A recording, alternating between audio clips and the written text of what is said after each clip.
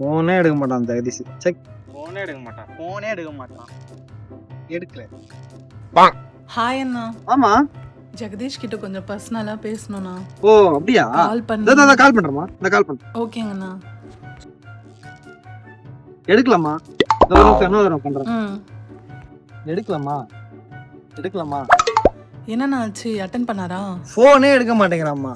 நீ ப்ரொபோஸ் பண்ண வந்து அப்படி போன் எடுக்க மாட்டேங்கிறானே. நாளைக்கு உன்னை லவ் பண்ணும்போது ஒரு எமர்ஜென்சி எப்படிமா போன் எடுப்பான்?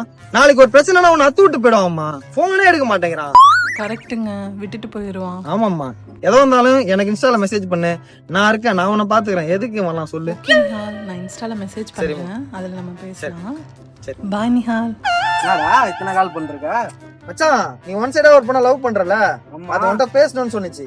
நான் தான் கால் அடிச்சு பார்த்தா நீ வந்து எடுக்க மாட்டேங்கிற. ஐயோ, என்ன சொன்னிச்சு? அதுவா, நான் ப்ரொபோஸ் பண்ண வந்தே இவன் போன் எடுக்க மாட்டேங்கிறானே. நாளைக்கு லவ் பண்ணும்போது ஒரு எமர்ஜென்சினா இவன் எப்படி கால் பண்ணுவான், இவன் எப்படி என்ன சந்தோஷமா பாத்துப்பான் அப்படின்னு கேட்டுச்சு அந்த பொண்ணு. இனிமே நீ வேணாம்னு சொல்லிட்டு போயிருச்சு. ஐயோ, நீ என்ன சொல்ல வேண்டியதானா? எங்கடா நான் வந்து ஜெகதீஷ் நல்லவன்ற அது அவன் கிடக்குறான். ஐயோ, கால் பண்ணா எடுக்க மாட்டேங்கிற, சாப்பிடா வெண்ண.